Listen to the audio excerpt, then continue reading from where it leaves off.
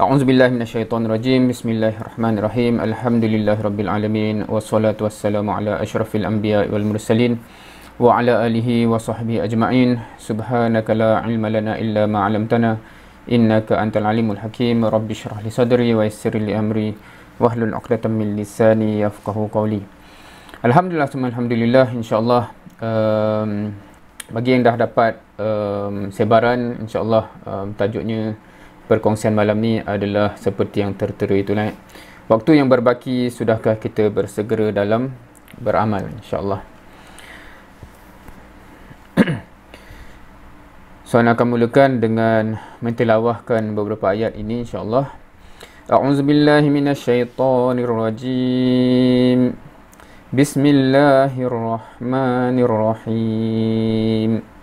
Wal 'ashr Innal insana lafi khusr illa allazina amanu wa 'amilus solihat wa tawasaw bil haqqi wa tawasaw bis sabr.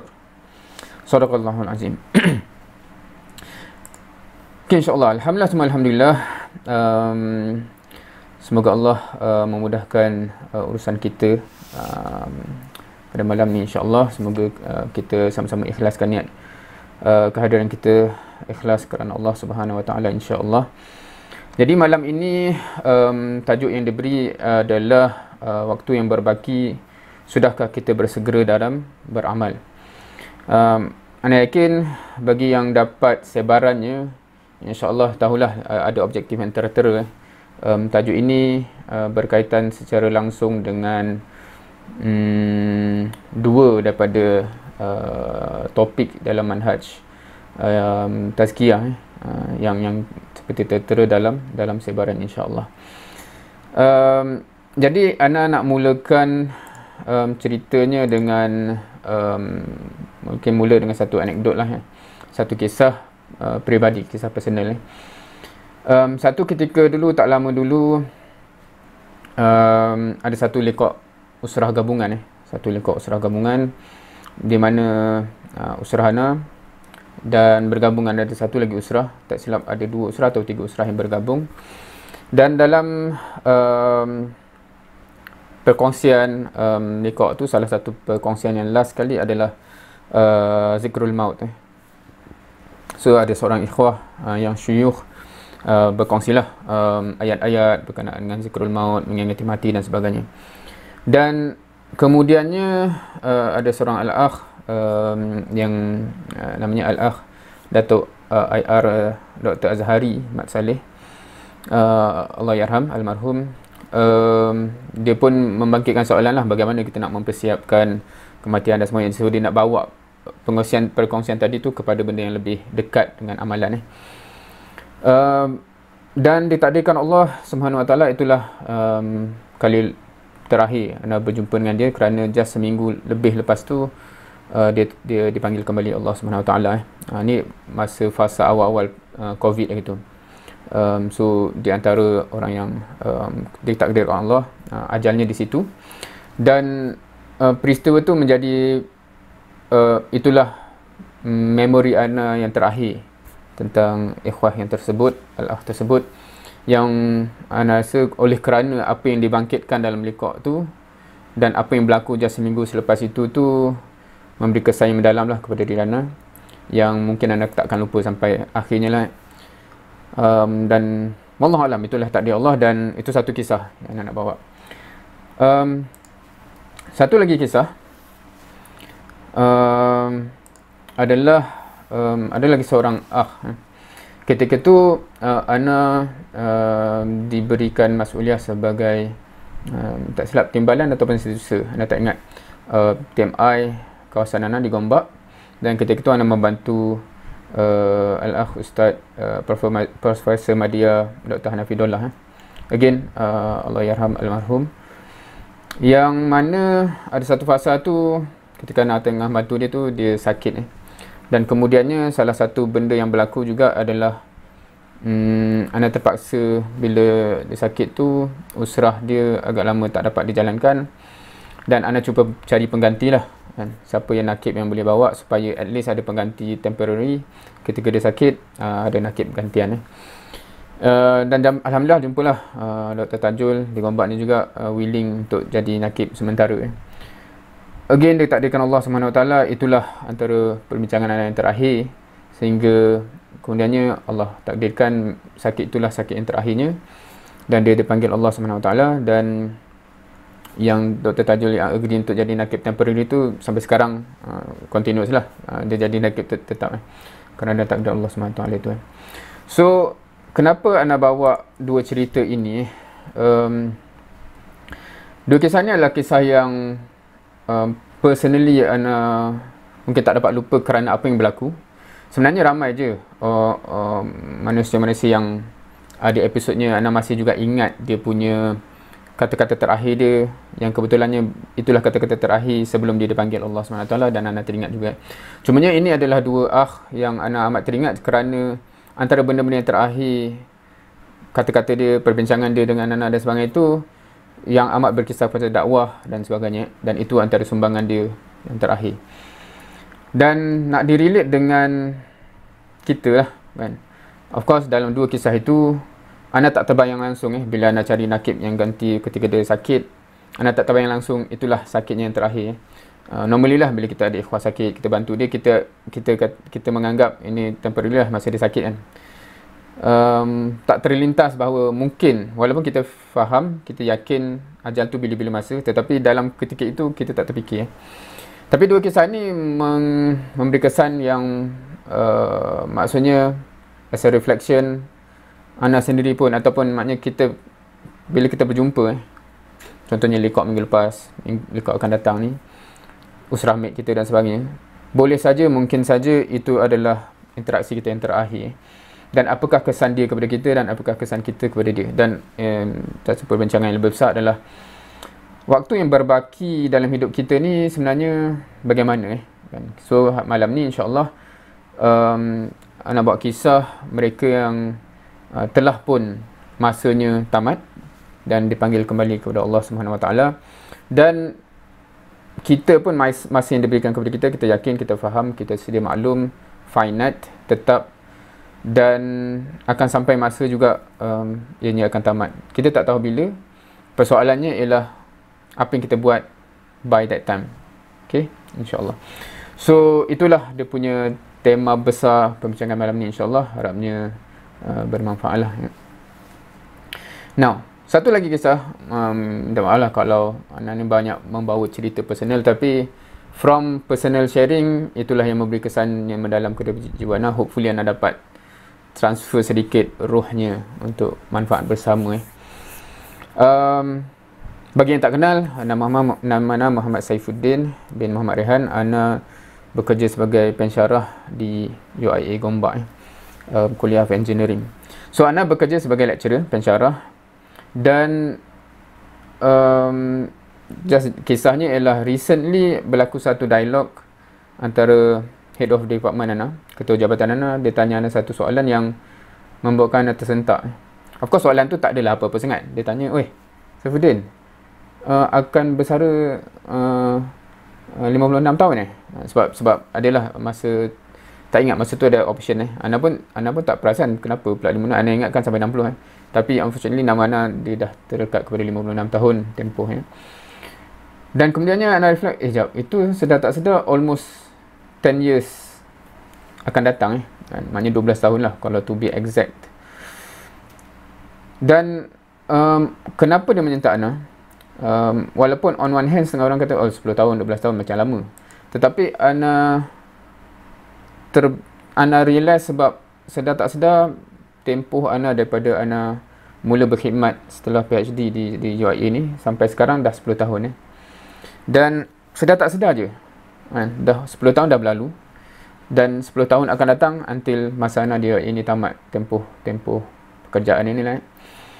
Ana masa bermula tu adalah membayangkan, aku akan memberikan kesan dakwah macam ni dan sebagainya. Dan sedar tak sedar 10 tahun dah berlalu, apa yang dah berlaku So yang menyentak ana tu adalah, adakah 10 tahun yang akan datang ni macam yang tu juga Maksudnya almost tak nampak significant impact kewujudan aku di sini dalam konteks perubahan dakwah.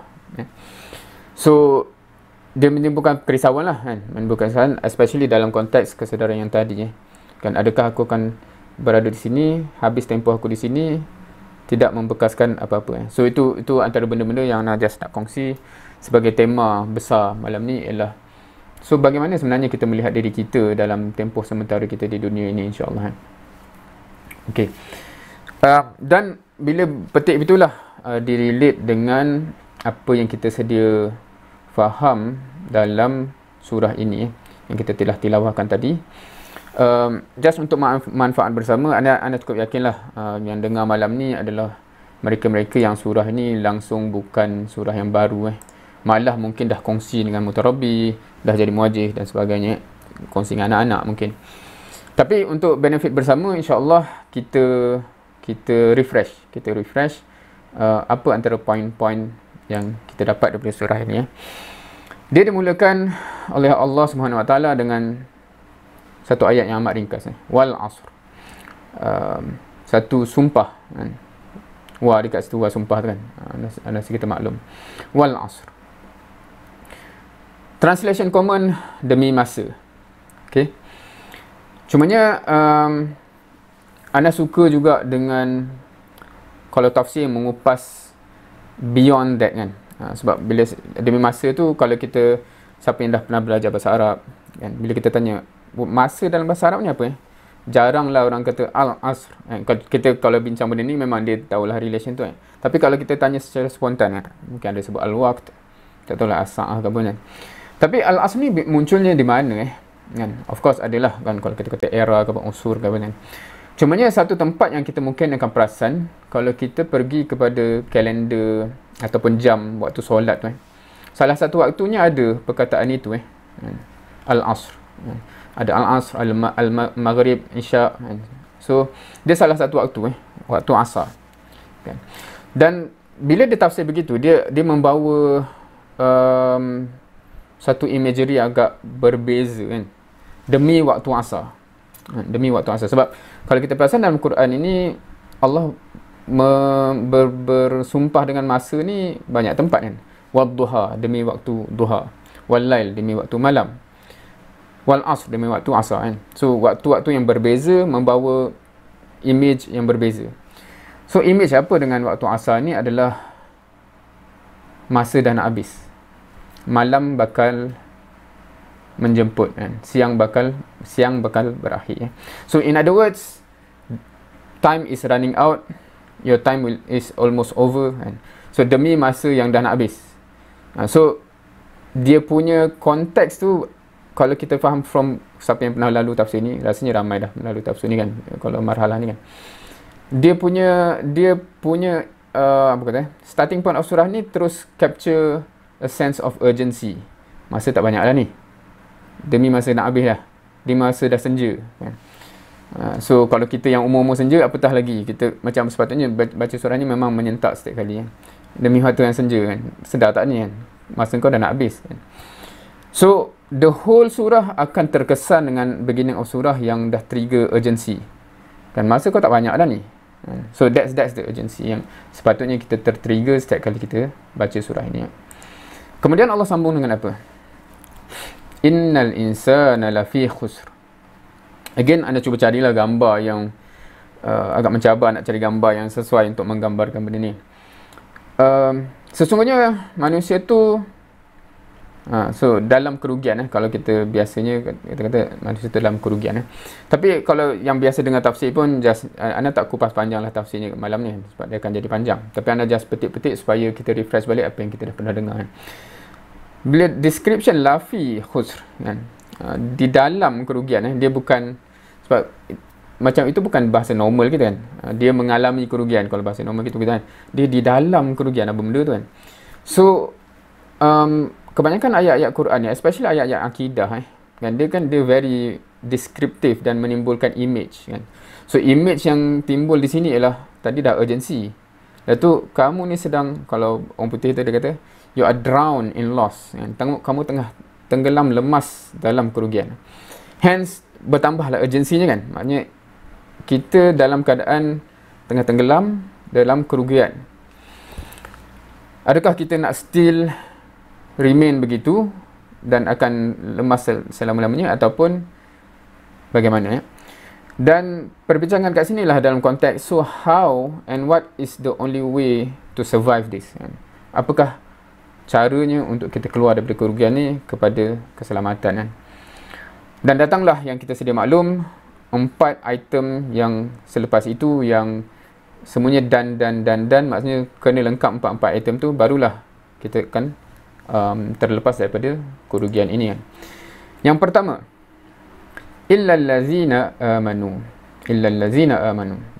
So yang illa tu maknanya semua manusia, sesungguhnya manusia ni semua dalam kerugian kecuali so kecuali yang first step untuk selamat. Maknanya kalau sebab tu bayangannya ialah orang tu tengah lemas dalam keadaan pengsan.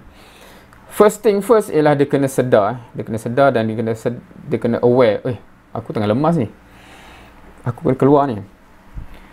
Now, dalam Quran bila kita sebut amanu ni, ada tempat-tempat yang Allah describe, direlatekan iman dengan Allah wa rasulih, iman bil yaumil akhir dan sebagainya. So ada tempat yang dia umum dan begitu, dan ada tempat yang dia associate dengan something, mengimani apa.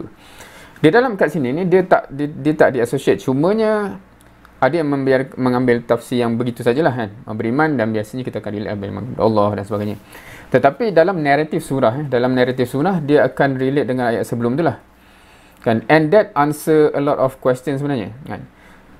Melainkan orang yang mengimani apa? Mengimani dia sedang dalam kerugian, dia hakikatnya dalam kerugian. Now, benda tu menjawab banyak persoalan sebenarnya, sebab kita cover surah ni banyak kali, kan.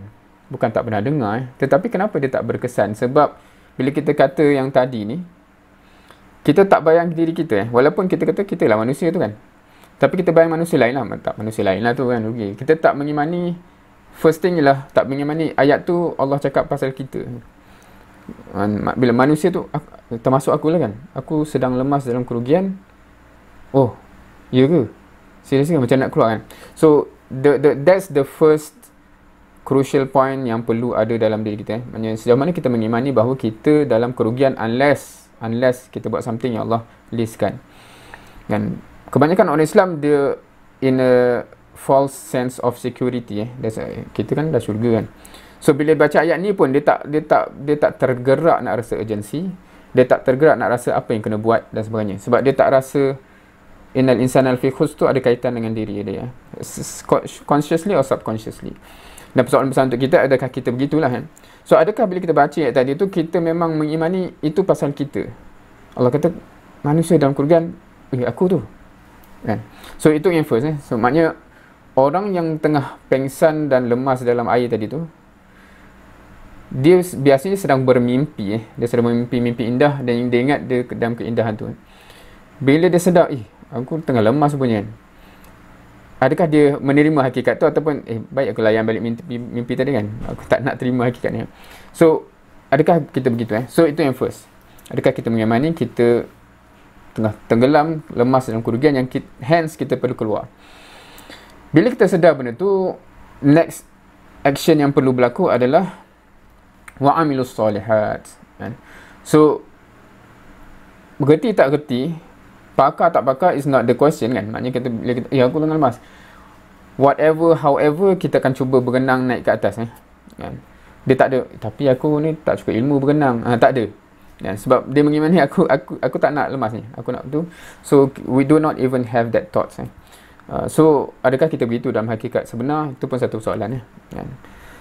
So pertama, mengimani hakikat apa yang Allah sebut, dan keduanya, benda tu men-trigger amal, dan men-trigger amal, dan mengamal, dan amil solihat. So kita kena berenang. Now, yang biasa dengar kupasan ni, dia akan tahulah apa sambungannya, kan. Dia kata, bayangkan kita dah sudah kita nak berenang, nak sampai ke atas dah, tiba-tiba kita terdrag balik ke bawah. Rupanya kita perasan ada kaki kita ni terantai dengan ada orang lain, dan orang lain tu tengah pengsan pula, macam kita tadi, kan. Dan datanglah ayat portion yang lepas tu, watawasaw bil haqq watawasaw bis sabr, kan. So first kita kena kejut dia. Kalau kita nak selamat, kita terpaksa kejut, oi, kau tengah lemas ni, jom naik atas. Dan lepas tu rupanya dia terikat dengan orang lain pula. Lepas tu kadang-kadang kita macam susah macam ni kan. So first nak kena sedarkan, nak kena saling berpesan bahawa hakikatnya apa kan, kita sama-sama tengah lemas, kita nak keluar, dan kena sabar, kena istiqamah, kena keluar sebab jalannya susah untuk keluar tu. So itu in short antara reminder penting bila kita kata in relation dengan tema yang anda bawa awal-awal tadi. Kematian bakal menjemput kita bila-bila masa saja, dan Allah pun sebut demi masa yang dah suntuk. Manusia ni, kita ni dalam kerugian, melainkan mengimani. First kita mengimani itulah hakikatnya, dan kita kena keluar dari kerugian tu. Whatever it takes, kita nak keluar. Dan kita actually make the action necessary. Dan kita kena sedarkan orang di sekeliling kita, kita kena keluar daripada kerugian ni. Dan bila tengah down apa semua, man, sabar, terus. Kita kena keluar juga, kita kena selamat juga. Kan, by hook by crook kita nak selamat juga. So that's the 4 items yang perlu wujud dalam diri kita essentially, fundamentally. Right. Now, so kita nak bincang apa So essentially itulah bendanya. Cumanya now kita nak pergi kepada yang perbincangan yang lebih bersifat operasi, insya-Allah. Hopefully dia menjadi muhasabah yang real bukan just muhasabah konseptual, tapi muhasabah yang real dalam hidup kita. So hopefully by now kita dah diperingatkan untuk mengimani hakikat masa tak banyak dah. Masa dah suntuk dah. Ini urgent, ini isu urgent, dan kita masih tenggelam dalam kerugian, melainkan kita dah lengkap melaksanakan 4 benda itu. Adakah kita sedar apakah persoalan-persoalan yang bakal ditanya bila kita kembali kepada Allah SWT? Itu satu persoalan. Sebab bila kita kata kita nak siapkan diri kita untuk ke sana, di sana tu apa yang menanti? Apakah persoalan yang perlu kita boleh jawab? So yang ni akan di-refresh. InsyaAllah tak ada benda yang baru malam ni. Cumanya peringatan-peringatan ni penting sebab kadang-kadang kita dalam realiti kesibukan dunia kita, kadang-kadang benda ni kita jarang di-remind. So InsyaAllah harapnya ini adalah reminder-reminder yang penting untuk kita, insyaAllah. Kalau dalam skema, tak tahulah skema berat SPM ke PMR ke, PMR tak ada kan. Ini antara jawapan-jawapan standard. Apakah tujuan kita diciptakan? A'udzubillahi minasyaitonirrajim. Wa ma khalaqtul jinna wal insa illa liya'budun. Ma uridu minhum mir rizq wa ma uridu ay yut'imun. Sadaqallahul azim. Now, kita familiar dengan surah Az-Zariyat ini. Ana purposely bawa sekali dengan ayat yang selepas tu. Rasanya surah Az-Zariyat ayat ke-56 tu amat familiar. Biasa dia sebut wa ma khalaqtul jinna wal ins illa liya'budun. So tugas kita apa? Tidak lain tidak bukan untuk mengabdikan diri ataupun beribadah kepada Allah Subhanahu Wa Taala. Cumanya naratif yang Allah bawa ni, kalau kita baca keseluruhan ayat tu, dia menarik sebenarnya kan. Apa kaitan ayat lepas tu kan? Ma uridu minhum mir rizq wa ma uridu ay yut'imun. And of course kalau kita baca lagi, innallaha huwar razzaq. Now, Allah sebutkan liya'budun. Itulah purpose kita. Dan bukanlah yang Allah nak tu dua benda yang Allah sebut kan. Rizq dan yut'imun. Sedar atau tak? Hakikat manusia ni, kesibukan dunia dia, kesibukan harian dia, kesibukan most of dia punya life adalah untuk dua isu ni kan. Kalau kita reflect diri kita, adakah betul statement ni? Kesibukan kita sedar tak sedar memang isu rezeki, mencari rezeki, secure rezeki, dan isu yut'imun, bagi makan diri sendiri, bagi makan anak bini. Orang kata put the food on the table kan. If inilah memang kesibukan kita sedar tak sedar, ayat ni sepatutnya menggegarkan kita. Macam Allah kata, sebab Allah kontraskan aku ciptakan tak lain tak bukan untuk liya'budun. Bukanlah yang aku nak ni isu rezeki, isu cari makan tu, bagi makan tu kan. Oh, tapi itu yang aku buat. Macam mana ni kan? So ini persoalan-persoalan asas yang biasanya kita tanya awal tarbiyah dulu kan. Sebab kita bincang surah ayat-ayat begini ni biasanya dia awal.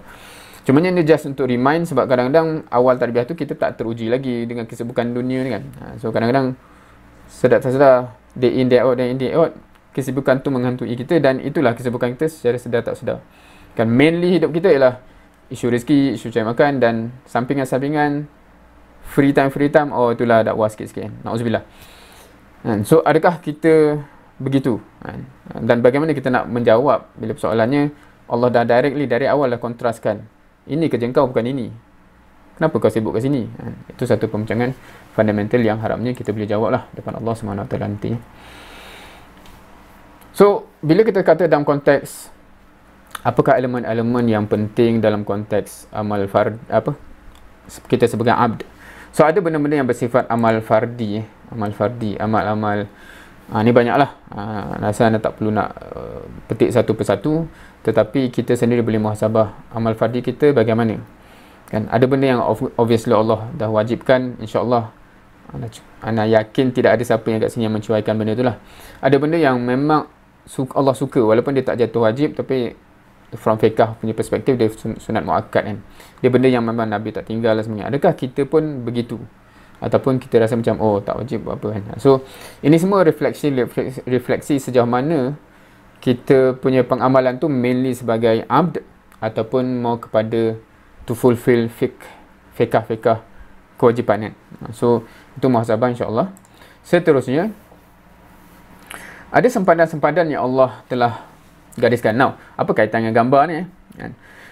Kenapa gambar ni? Sebab kalau kita buka dalam Quran, kita akan jumpa banyak tempat Allah sebut, contohnya tilka hududullah, tilka hududullah. Dan dua sampel kalau kita cari yang berkenaan benda ni, dia ada kaitan dengan gambar ni lah, sebab tu dia letak gambar ni kan. Contohnya dalam surah Al-Baqarah ayat 187. Kalau kita tengok situ ada tilka hududullah, tapi ceritanya apa? Ceritanya Allah kata janganlah hampiri isteri dalam waktu siang bulan Ramadan. Kita insya-Allah hopefully Allah temukan kita dengan Ramadan yang akan datang. Tapi ada bila Allah kata jangan hampiri isteri ataupun yalah faham kan, jangan mendekati isteri dalam siang bulan Ramadan. Dan Allah kata itulah sempadan yang Allah tetapkan. Itu satu contoh. Satu contoh lain adalah kalau kita tengok Al-Baqarah juga 229, kat situ Allah cerita pasal hak suami dalam nikah dan hak suami dalam cerai dan sebagainya. Dan Allah kata tilka hududullah, itu pun sempadan Allah. So bila sebut pasal hudud Allah, sempadan Allah, limit yang Allah telah letakkan, sebagai hamba adakah kita betul-betul observe dan jaga kan? So itu juga benda-benda yang kita boleh reflect lah. Oh, betulkah aku ni, sejauh mana aku serius dalam mengabdikan diri kepada Allah SWT. So banyak hudud-hudud Allah ni yang kalau kita tengok dalam Quran, dia bukan sifat, sebab yang biasa orang kata hukum hudud tu hukum jinayat kan. Tetapi dalam konteks yang konteks peribadi dan muamalah kita, sebenarnya banyak benda yang Allah telah sebutkan. Adakah kita observe? Ada juga hak-hak manusia lain kat atas diri kita kan. Konsep-konsep seperti kullukum ra'in wa kullukum mas'ulun an ra'iyatihi kan. So kita ni ada orang di bawah pertanggungjawaban kita sejauh mana kita observe benda tu kan.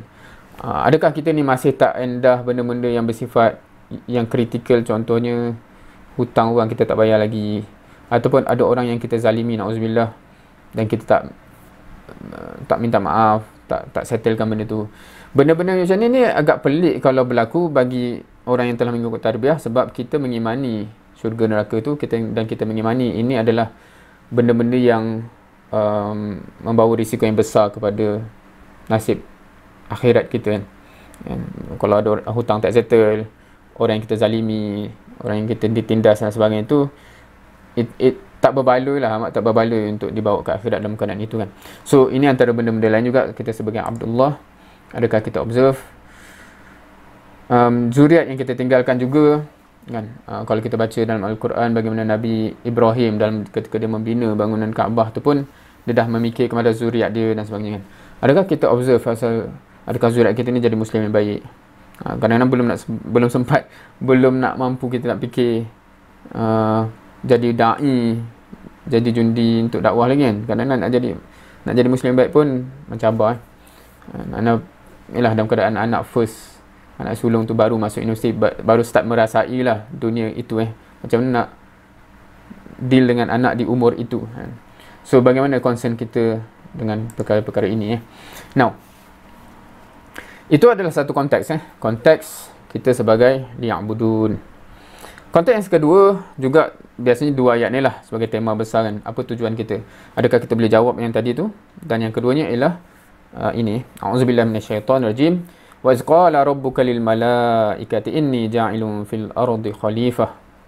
Okey, ini adalah surah Al-Baqarah ayat 30. Nah, untuk kerja khalifah ni ana yakin dan ana amat berharap lah kita yang mendengar malam ni adalah orang-orang yang amat jelas kerja khalifah ni kena buat apa kan. Kerja khalifah ni kena buat apa. Ramai orang boleh kata memang kita kena ada tanggungjawab khalifah ni, tanggungjawab semua orang, kita kena laksanakan. Tapi bila kata so apa yang nak dilaksanakan tu, anak Uzair tak ramai yang orang boleh bagi jawapan yang very precise. Dia jadi amat vague. Dan kalau kita pun tak boleh nak precise kan, inilah benda yang kena buat. Macam mana kita nak boleh kata kita dah buat? Nak buat pun kita tak tahu apa benda ni kan. Dan kita amat berharap-harap saja. So itu bahaya. Dalam Quran banyak diperingatkan bahawa orang yang just melangkah ke akhirat tu dengan tanggapan apa semua tu bahaya.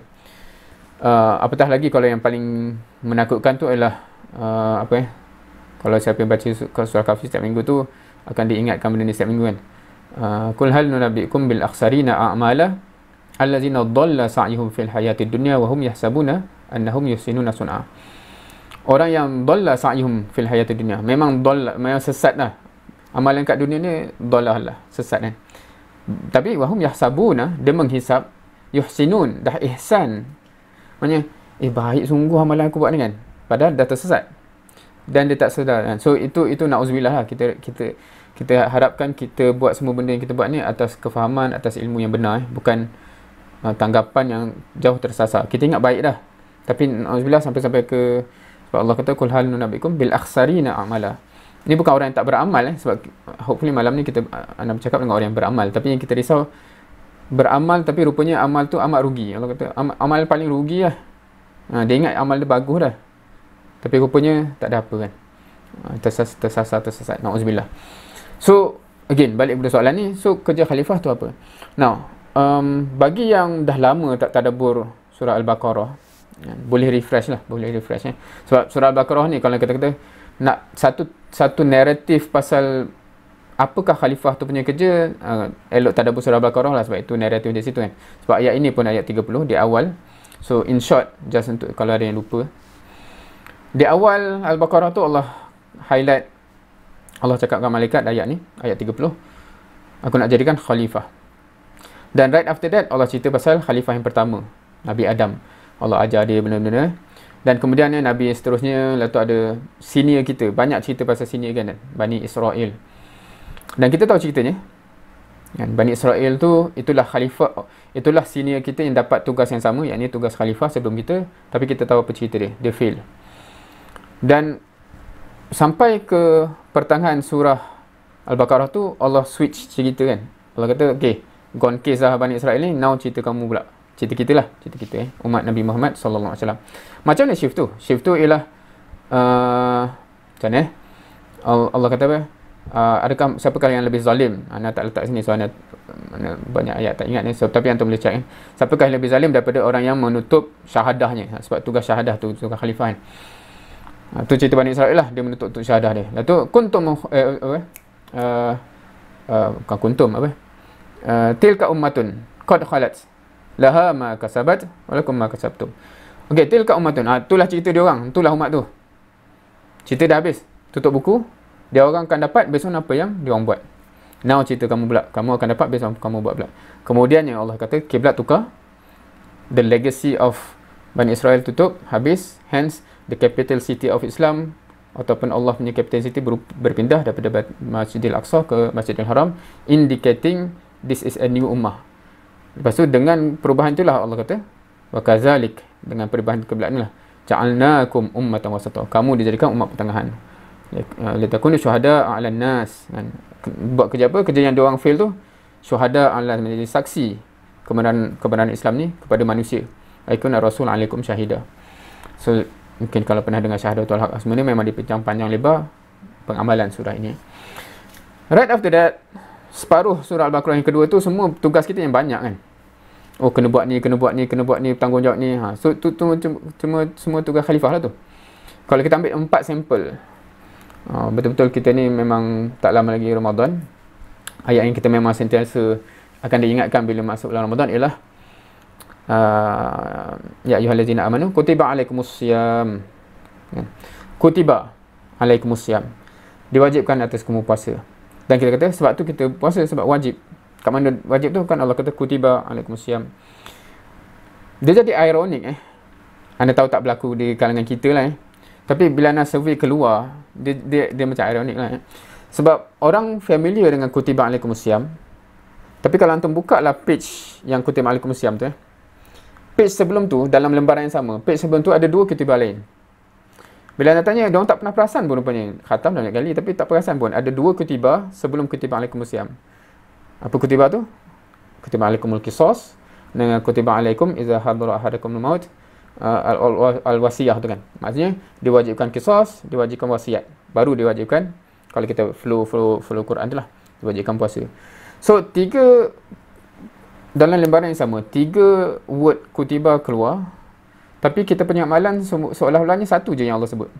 Puasa wajib. Yang dua yang ni bukan kutiba kan. Qisas tu tak penting, wasiat tu tak penting maksudnya. Dan kalau kita baca yang kemudian pula tu ada lagi satu kutiba alaikumul qital.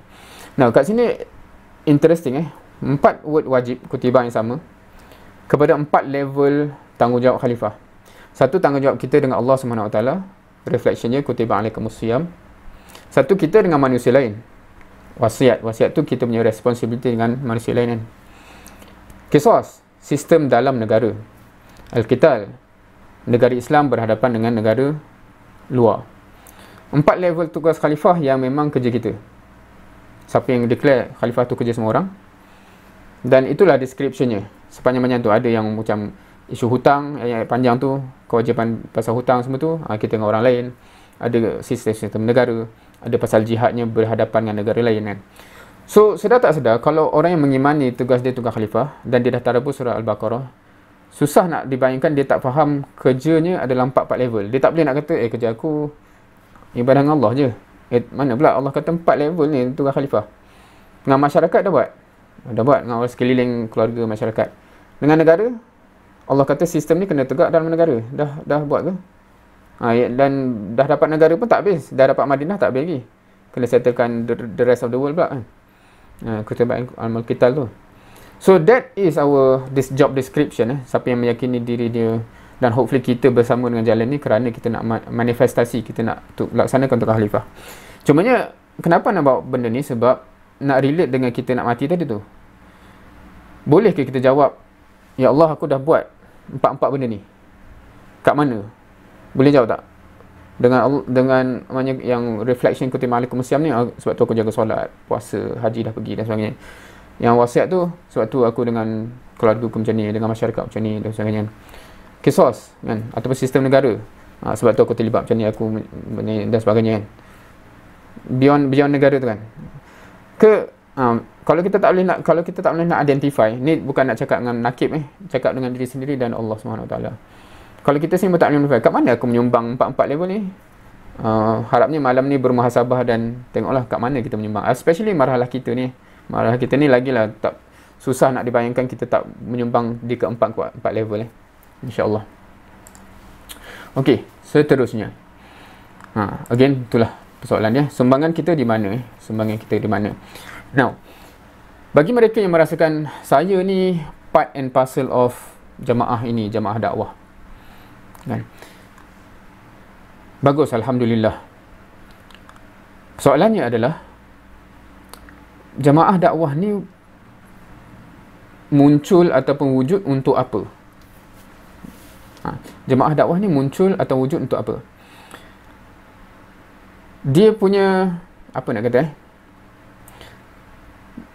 di marhalah awal tarbiyah, masih logik ni kalau nak guna word timbalan presiden dia kata kalau yang marhalah 1, 2 tu masih boleh dia terima lah. Ni kalau nak guna word dia kan, masih nak banyak menyusu daripada jemaah. Faham kan? Maknanya kita take benefit daripada jemaah. Tapi yang beyond that tu, 3, 4, 5 ni, dia dah jadi jentera, dia dah jadi penggerak dan sebagainya, dia dah jadi jundi kan, dia yang memikul. So mood dia sepatutnya gitulah kan, maksudnya bukan dia jadi beban tapi dia yang memikul kan. Adakah kita begitu? Ni persoalan memang personal setiap masing-masing sebab di depan Allah bila kita, lepas kita habis di dunia ni, dia bukan kenapa tanya aku bukan JK tu. Tak ada makna nak jawab begitu Maknanya kita memang kena boleh jawab untuk diri kita kan. Where is our sumbangan, where is our effort dan sebagainya. So harapnya kita boleh jawab lah. Ni first and foremost untuk diri anda sendiri dan hopefully untuk kita semua Di mana sumbangan kita? Dan adakah kita bersama dengan ni memperkuatkan gerakannya, ataupun kita bersama dengan jemaah ni menjadi beban kepada orang lain? Na'udzubillah. So itu satu muhasabah. Now, sistem dakwah kita, sistem jemaah kita adalah dari awal Hasan Banna bila dia formulate sistem usrah itu sendiri adalah sistem yang on one hand membina kita menjadi jundi yang at the end of the day all out sehingga bertemu salah satu daripada dua kemenangan Itu kata-kata Hasan Banna maknanya until we can see with our eyes victory, seperti mana Allah janji kepada Nabi Muhammad SAW, wa ra'aitan nasa yadkhuluna fi dinillahi afwaja. Itu janji yang Nabi akan tengok manusia berbondong-bondong masuk. So ada manusia, ada pendakwah yang mungkin akan nampak at the end manusia berbondong-bondong masuk agama Allah ini kan. Or kita syahid di atas jalannya. Sebab Al-Banna sendiri pun syahid sebelum dapat tengok realiti itu. Ramai sahabat di fasa Mekah yang syahid, Yasir, Sumayyah pun tak sempat lihat hasil itu, tetapi mereka membuktikan dia all out sampai bertemu salah satu dari dua kemenangan. Adakah kita dah sampai level itu kan? Itu satu. So adakah kita directly menyumbang apa So boleh jawab lah. Kita menyumbang, make sure medan-medan yang menjadi medan dakwah yang jemaah kita identify sebagai crucial, kita sumbang directly. Membina kapasiti manusia-manusia sebagai murabbi, sebagai muwajjih, merubah demografi masyarakat dan sebagainya. Contohnya, aku menyumbang mengubah daripada orang yang bukan practicing Muslim jadi Muslim, ataupun yang belum Muslim jadi Muslim, yang Muslim belum practicing jadi practicing, yang baik seorang-seorang jadi musleh, yang bukan sekadar musleh tapi jadi aktivis dan jundi, etc. etc. So di mana sumbangan kita dan how far have we done for all of those, insyaAllah. So itu soalan untuk masing-masing, untuk diri kita sendiri as a reflection. Dan kita sendiri boleh tanyalah, puas hati dah ke ni, kalau lah ini yang kita akan bawa balik kan, ke kena tambah lagi. That's all kita punya jawapan masing-masing.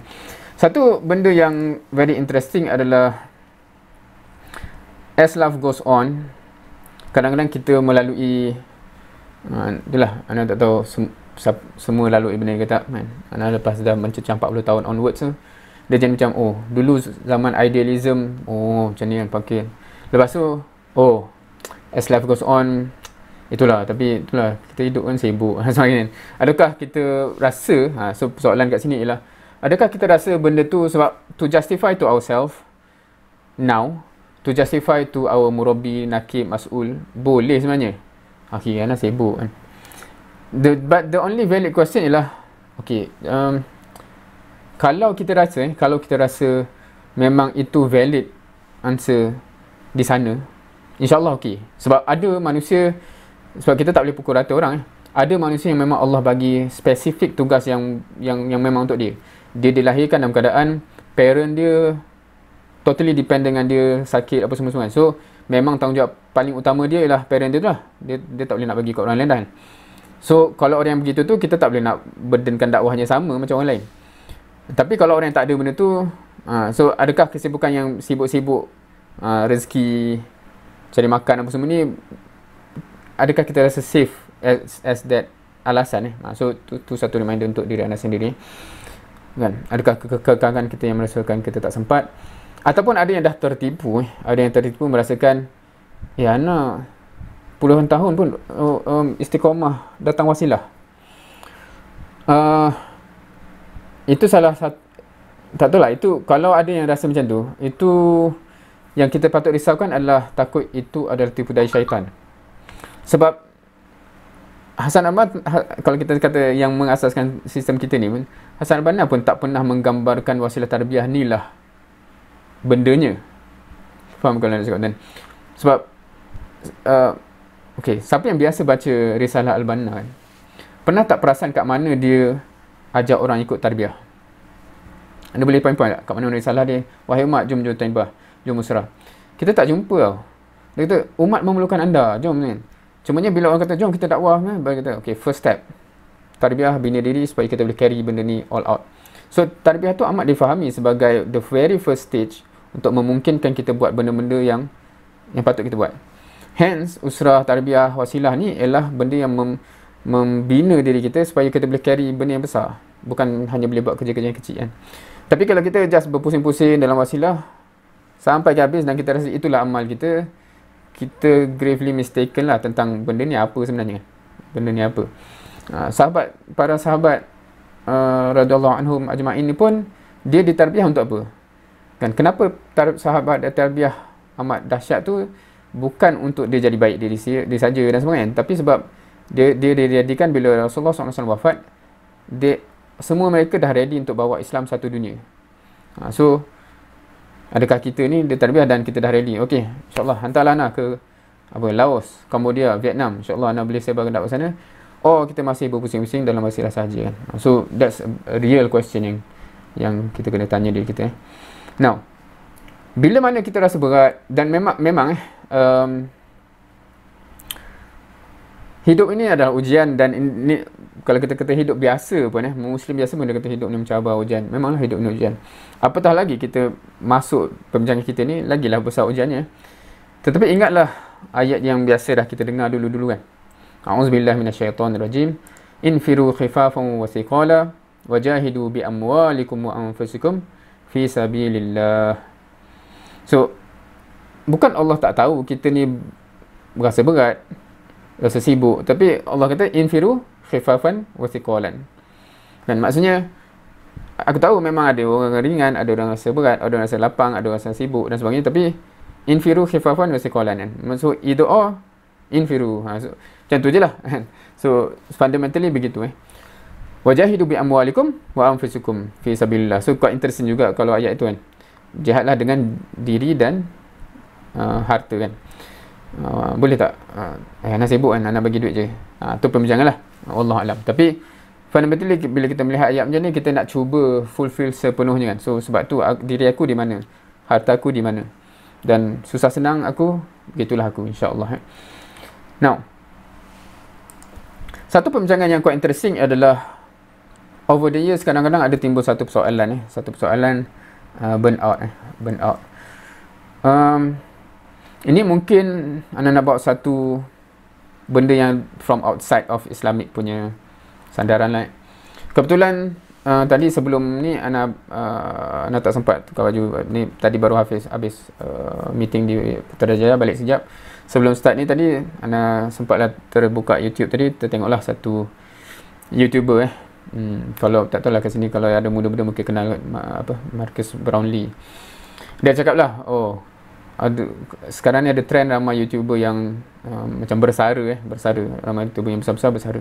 Dan timbul satu soalan, macam mana bersara tu, macam adakah isu burnout dan sebagainya. Dan satu perbincangan yang konteks yang rasa menarik adalah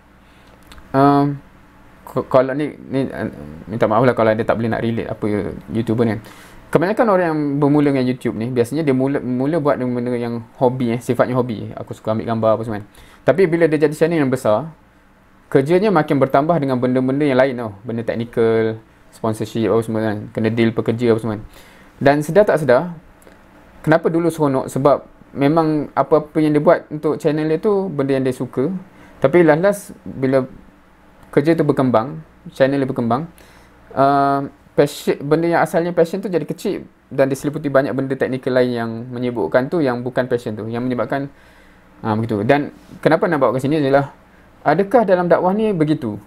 Ada tak yang rasa begitu? Macam dulu semangat dakwah ni sebab ni, tapi lalas banyak kerja teknikal apa semua, lalas dia pun lost apa yang seronoknya dalam dakwah ni. So anda tertrigger begitulah, macam adakah dalam dakwah ni pun ada orang macam gitu. Dia rasa burn out tu rupanya sebab idealism dia, passion dakwah di awal tu somehow dah diselaputi oleh banyak benda technicalities yang dia rasa macam lebih kata melelahkan, tak ada passion di situ. Kenapalah buat benda ni kan. So tu satu persoalan yang perlu dijawab sekiranya berlaku. Dan Satu lagi yang dia bawa analogi tadi ialah pasal passion Of course ceritanya adalah dia kata macam bila once kita start buat banyak kerja tu, so dia buat analogi octopus.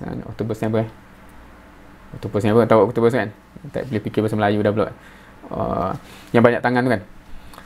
So dia cakap macam bila kita makin buat banyak kerja ni, dia jadi macam octopus lah, banyak tangan, serentak kena buat ni, macam kalau kita kata ada banyak topi. Dia punya interesting part dia ialah kalau kita cakap pasal delegation kita kena willingly potong tangan tu untuk delegate kepada orang lain. Tetapi dia ada isu bila yang dipotong tu benda yang kita passion, jantung kita terkeluar. So soalan anak adalah, adakah kita masih ada passion dalam dakwah ni kan? Kalau yang dah rasa lama lah nak dakwah ni kan, ke dia dah jadi rutin yang tidak ada hatinya di situ lagi kan? Kita just tahu benda ni penting sebab tu kita commit, tapi hatinya somehow tiada lagi di situ. If that is the case, anda rasa penting untuk kita cari balik benda tu, sebab that is where satu benda yang amat berbeza. Siapa yang merasai benda ni dia boleh rasa, maknanya selagi mana passion tu ada,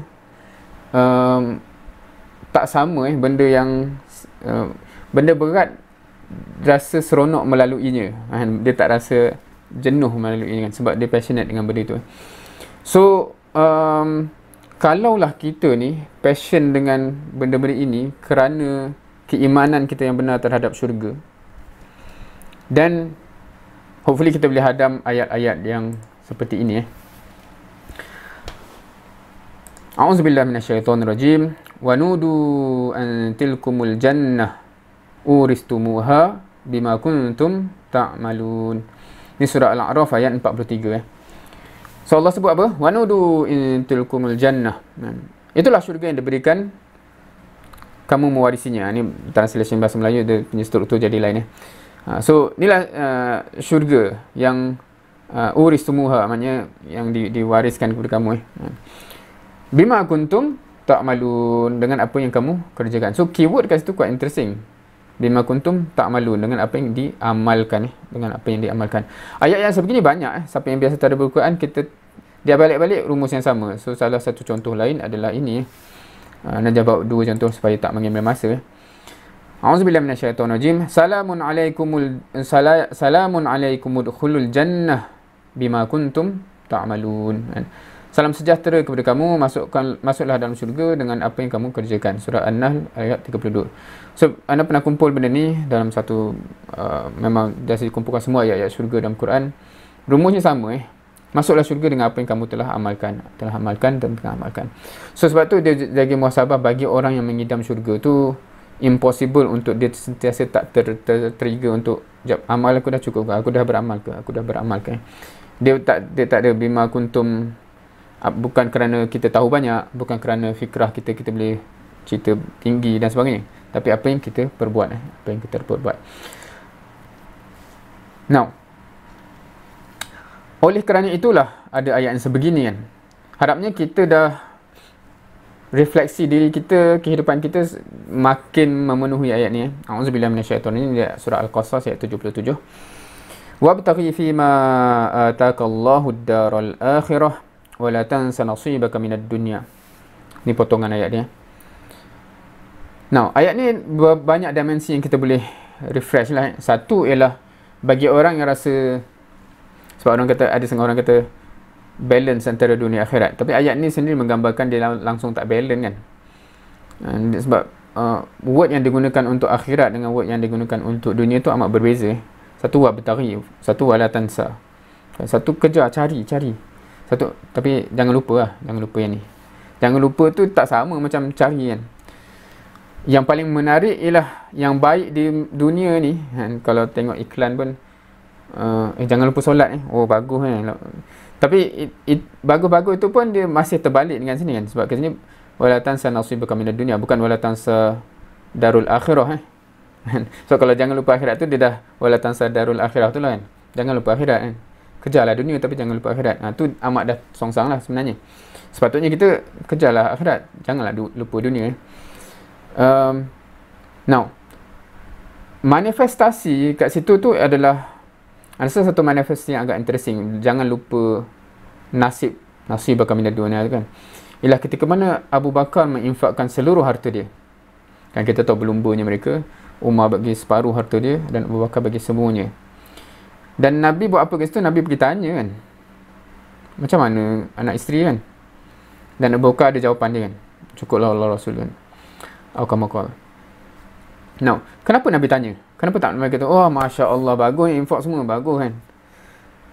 Sebab ada pesan Allah kata, wala tansa nasibaka minad dunya tu. Dia Nabi can make sure jap, anak isteri okey tak ni? Dan jawapan Abu Bakar tu sini menggambarkan level dia dan level anak isteri dia tu tak sama macam level orang lain lah. Sebab tu para sahabat lain pun tak begitu kan.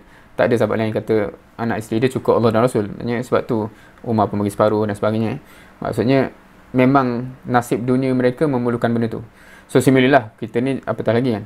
Tapi nak katanya first tu ialah wabtaghi fi ma atakallahu darul akhirah tu baru. Tapi janganlah sampai lupa langsung.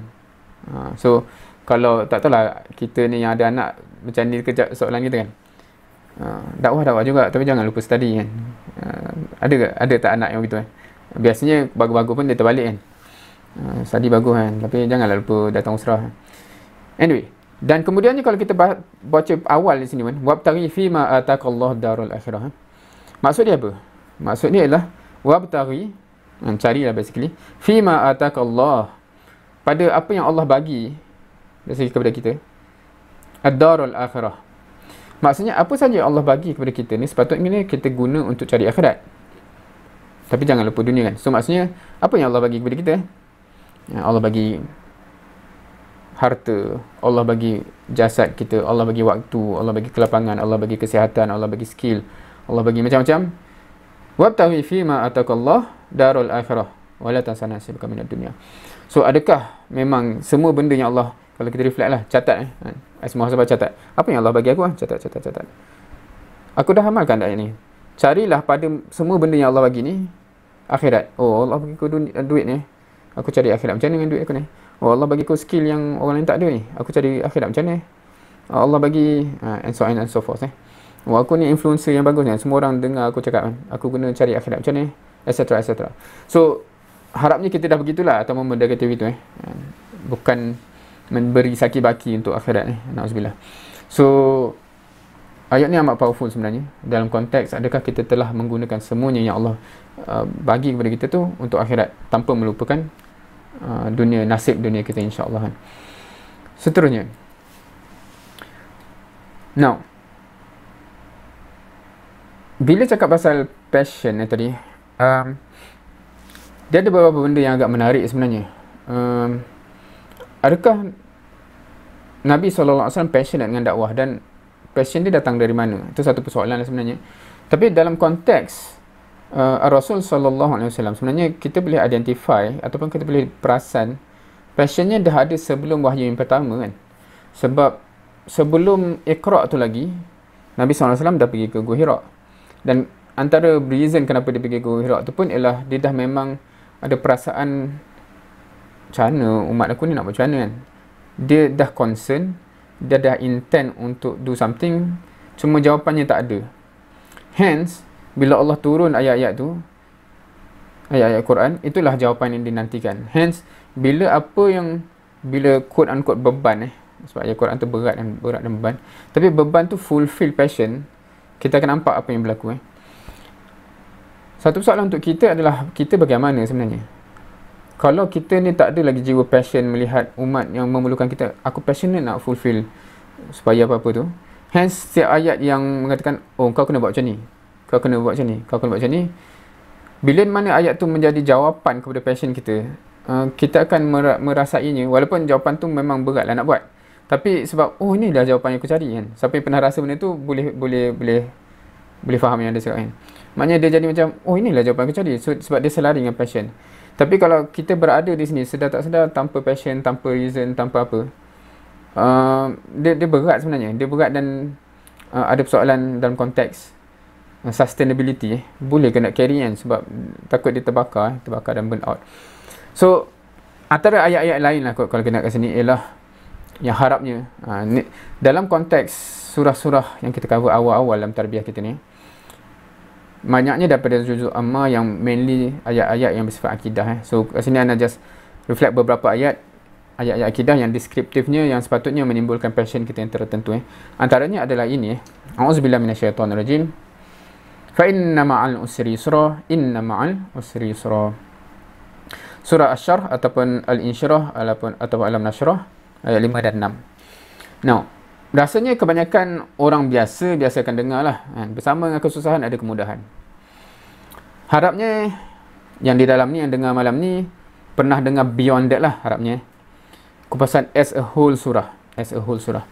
Kenapa nak cakap begitu? Sebab kalau kita baca begitu je, kita akan dapat satu manfaat yang bagus. Tapi kalau kita faham the full surah, kita akan dapat manfaat yang lebih menimbulkan passion kita beyond yang tadi. InsyaAllah, hopefully.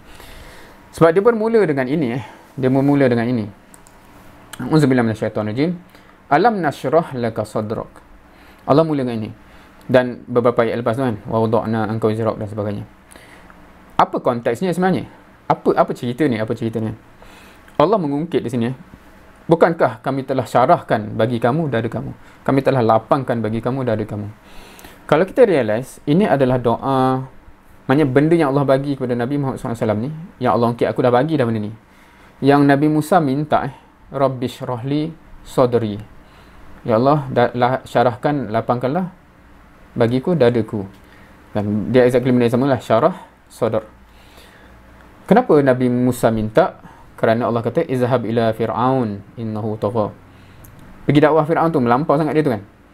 So doa tu fundamentally, bila Nabi Musa first dia kata minta, lapangkan dada, mudahkan urusan, lepaskan simpulan lidah, semoga dia faham apa yang disampaikan. Kita faham doa tu doa dakwah. Kenapa penting lapang dada ni semuanya? Rasanya semua dah cover tafsir ni lama dulu kan. Sebab dakwah memerlukan itu. Kalau tak, memang sempit dada ni, memang kita tak boleh survive. Berhadapan dengan macam Fir'aun, apa lagi sempit dada tu kan. Tapi bila lapang dada tu, insya-Allah kita boleh sustain. Dan Allah kata, kenapa Allah dah ungkit kepada Nabi Muhammad SAW, aku dah bagi sebab tu kau survive. So bila kita baca 1, 2, 3, 4 ni, ayatnya pasal beban dakwah. Beban dakwah dan bagaimana Nabi survive dakwah tu. Dan kemudiannya datanglah ayat ni, fa inna ma'al usri yusra, inna ma'al usri yusra. So yang dibincangkan secara bahasa ialah kenapa. Sebab orang kata apa? Usr itu susah, yusr itu mudah kan. Kesusahan, kemudahan. Tapi dia bukan yusr, tapi al-usr dengan yusron kan. So kenapa begitu kan? So ni pendekkan cerita sebab semua dah faham. As just apa nak kata ni? Refreshment kan. Kalau kita baca, in other words, dengan kesusahan itulah kemudahan yang besar tu kan. Kalau kita bahas kan. Maka dengan kesusahan itulah kesenangan yang besar. Kesusahan apa? So kalau kita baca surah tu, kita faham lah. Allah cakap susahnya, bebannya dakwah ni yang kau sanggup, kau ada dimampukan, lalu aku tolong apa macam ni. Dengan kesusahan dakwah inilah, in konteks surah, dengan kesusahan dakwah inilah aku nak bagi kesenangan yang besar tu. So bagi Nabi SAW yang tengah struggle dan lalui beratnya dakwah tu, tiba-tiba Allah kata, dengan susah dakwah ni lah aku nak bagi ganjaran tu kan. In other words, mafhum dia. Dia mengangkat penat lelah tu kan. Dan anda rasa siapa yang dah rasa benda ni, siapa yang harapnya dah faham surah dia begitu, dan bila dia tengah lelah, penat, pergi dakwah tu, dia baca surah ni, Allah kata, yelah dengan susah dakwah ni lah aku nak bagi ganjaran yang aku cerita banyak-banyak tu kan. Oh, okay, insyaAllah kan. So dia lain kalau yang tak faham begitu, dia tak dapat apa-apalah dari situ kan. Tapi dengan kesusahan dakwah inilah, bukan kesusahan lain, dengan kesusahan dakwah inilah aku tengah cerita pasal beban dakwah kan. Dengan kesusahan dakwah inilah aku nak bagi benda-benda yang aku janjikan dia tu. So itu antara contoh-contoh yang men-trigger passion kita sebenarnya. So sebab tu anda cukup yakin siapa yang memang tadabbur daripada An-Nas sampai Ad-Duha, kalau tak bergejolak jiwa dia nak dakwah tu, dia pelik lah. Sebab memang naratif dia begitu ni climax lah, sampai Ad-Duha, Alam Nashrah tu climax. Memang cerita macam baik-baik aku nak dakwah juga, nak mati dengan dakwah dan sebagainya. Sebab memang naratif dia begitu. Dan sebab tu dia sambung, fa iza faragta fansab. So tu quite interesting juga kan.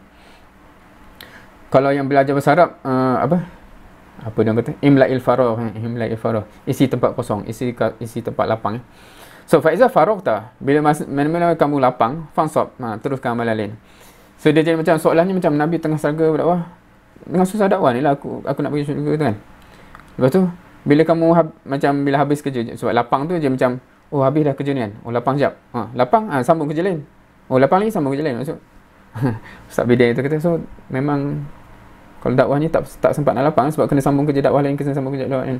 Yalah sebab kalau naratif ayat surah tu, sebab yalah itulah dia nak ke syurga tu kan.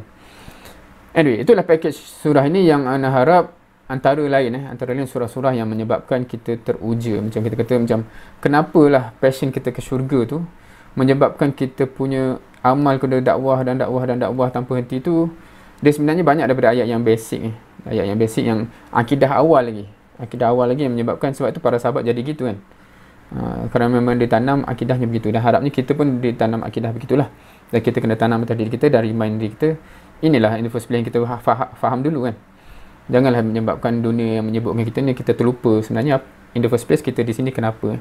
Harapnya kita, anda tak tahu demografi yang mendengar ni, tapi macam kalau anda just boleh nakalkan lah kalam timbalan presiden kita, sebab dia kata kita dah berubah ni lah, lagi Allah remind diri kita ni memang all out untuk hujung ni kan. Bagi jangan ada sisa rugi kan. Ana barulah ada 1-2 yang putih ni, tapi dah reminder dah datang lah tu kan. Maksudnya kamu dah makin dekat ni, so janganlah rasa macam nak rehat pula ke sini, sebab kan nak rehat ke syurga kan. Wallahualam. Dan satu lagi ayat yang anda tak sempat masukkan sini ialah ni, sebab ni ayat ni alam nasional ni spesifik pasal dakwah. Tapi ada lagi satu yang anda rasa hopefully, sebab dalam dakwah kita ni adalah satu benda yang sangat spesifik yang juga ganjarannya cukup besar kalau kita nak masuk syurga Dalam surah Inna a'tainakal kautsar. A'udzubillahi minasyaitonir rajim. Inna a'tainakal kautsar fashalli lirabbika wanhar. Inna syani'aka huwal abtar. Yang ni pun anda suka highlight juga sebab orang musyrik tu mengutuk Nabi SAW bila dia kembati anak lelaki kan. Maknanya tidak ada lagi wujud dalam dunia ni bin Muhammad, sebab semua anak lelaki dia meninggal kan. So yang hidup tu anak perempuan kan. So cucu Nabi SAW tu daripada anak perempuan So binnya jadi bin menantu lah, bin Ali. So dia jadi bin yang kat sana lah, tak ada bin Muhammad tak wujud. So sebab tu dia kata batal Muhammad telah terputus. Legasi Nabi Muhammad SAW telah terputus. Tapi Allah menegaskan, inna syani'aka huwal abtar. Kalau kata tak, dia orang yang terputus, bukan kau.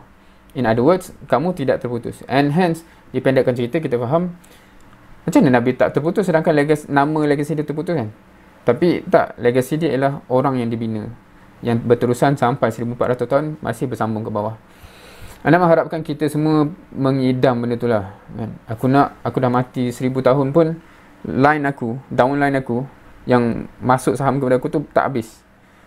Dan benda ni jadi susah kalau kita tak jadi murabi, kita tak jadi muajih, kita tak membina orang So downline kita kat mana dan of course lah, kalau anak sendiri pun kita mengharapkan anak kita tu jadi downline lah kan? Sebab just kerana dia anak kita, kadang-kadang na'udzubillah lah kalau saham yang dibawa tu bukan saham yang begitu kan. Harapnya insyaAllah kita doakan sungguh-sungguh seperti mana doa Rabbana hab lana min azwajina wa zurriyyatina qurrata a'yun waj'alna lil muttaqina imama kan. Kita minta bukan sekadar doa biasa-biasa, bukan sekadar kita nak jadi soleh kan, tapi kita nak jadi pemimpin orang bertakwa kan. Semua anak kita isteri kita pemimpin kan, semua kiadah kan. Tak tahulah kat sini ada ke semua suami isteri dalam JKK apa anda tak tahu. Tapi memang semua bercita-cita pemimpin. Kan ada yang baca doa tu tapi tak nak jadi pemimpin. Itu interesting juga. But anyway, cita-cita kita sepatutnya begitu So maknanya harapnya kita memang bercita, aku tak nak terputus. My legacy should never terputus. So kita bina orang. Kalau yang tak jadi murabi lagi, pasang cita-cita dan step by step ke situ sebab itulah cara yang paling sustainable yang kita akan ada downline. Kalau anak buah kita pula tak kerti nak bina orang, kita ajar dia dan sebagainya. Dan anda cukup pelik sebenarnya kalau ada ikhwah yang dia tak passionate nak membina orang ni, sebab that's one of the most sustainable way untuk saham yang tak habis lah. Macam Rasulullah SAW membina para sahabat yang sampai ke hari ni kan. Sebab dia bina orang dia bukan just dia bina orang. So hopefully kita pun bercita-cita itu, part of orang yang membina orang insyaAllah, dan harapnya saham tu tidak habis sampai ke hujungnya insyaAllah. Itu juga bagi orang mengidam ke syurga, kita nak tengok wah banyak dari mana datang, daripada situ Now as towards the end, balik kepada tajuk kita, seperti yang kita sebut tadi, kita tidak tahu berapa banyak lagi masa kita yang berbaki. So marilah kita merenung, ambil masa bermuhasabah pada malam-malam hari yang ada dalam masa-masa kita berakhir ni, apa yang kita buat dan adakah kita sudah termasuk orang yang bersegera dalam beramal. Bila kita cakap masa yang berbaki ni lagilah pelik, masih dalam masa yang sakit baki lah tu bertangguh-tangguh lagi, dia macam it doesn't make sense. Dan dalam konteks inilah ayat-ayat Quran yang pasal orang yang tiba-tiba masa dia habis dan dia sampai sana dia minta dikembalikan kan, dan maknanya itu maknanya it's gone case kan, na'udzubillah. So harapnya kita mempersiapkan selagi mana mampu, selagi mana Allah masih beri kesempatan, marilah kita bersegera. Ingat, memang syaitan, nafsu, bukan kita nak kata physically tak boleh rehat tapi nak cakap seperti conceptually maksudnya tempat kerehatan kita yang paling rehat adalah di sana. Sebab tu kalau kita kata kenapa ayat-ayat pasal syurga tu kan, ni pun siapa yang tak pernah tadabbur ayat syurga dalam Quran boleh tadabbur. Allah describe gambaran-gambaran yang kalau orang yang bersifat factual, ayat tu tak make sense. Kalau kata mereka bersandar, kenapa nak cerita pasal dia bersandar, duduk atas kursi bersandar, tengok saling memandang, macam benda ni kan. Tapi dia membawa imajinasi para sahabat, dan sepatutnya kita juga dalam keadaan kita tengah penat lelah dengan dakwah tu, tak apa, kat syurga nanti kita lepak, relax. Dia memberi gambaran gitu kan. Dia bukan sebab kita mungkin susah nak film itu sebab kita tengah lepak kan, nampak? Aku tengah lepak, okey je kan. Dia bercerita kepada orang yang sedang melalui pengalaman yang bersusah payah, terus menerus berusaha beramal, dan Allah remind tak apa. Kat syurga nanti kau akan lepak selepak-lepaknya, dan beyond kau nak apa, kau tak perlu bangun. Nak buah, ada orang datang serve dan sebagainya. All those imagery, dia amat membantu, dia amat menyuntik sebenarnya semangat bagi orang yang berada dalam situasi itu. So kalau kita tak berada dalam situasi itu, mungkin itu antara faktor-faktor kenapa ayat tu belum jadi manis pada diri kita kan. So hopefully kita dapatlah benda-benda ni. InsyaAllah, semoga kita semua, insyaAllah Allah akan pilih dengan rahmatnya untuk bersama-sama, dan semua cerita-cerita kita all out di dunia ni akan jadi kisah-kisah antara kita semua insyaAllah di syurga nanti insyaAllah. Wallahu a'lam. Seperti yang dijanjikan, rasa masa kita sampai 10.45. So insyaAllah itu saja untuk malam ni. Semoga bermanfaat, semoga membuahkan amal, semoga membantu kita untuk reflect, muhasabah dan sebagainya insyaAllah. So dengan itu kita tangguhkan dengan tasbih kafarah dan suratul asr. Subhanakallahumma bihamdik, asyhadu an la ilaha illa anta, astaghfiruka wa atubu ilaik. Wal asr, innal insana lafi khusr illa allazina amanu wa amilus solihat wa tawasaw bil haqq wa tawasaw bis sabr. Jazakumullahu khairan katsira. Wassalamualaikum warahmatullahi wabarakatuh.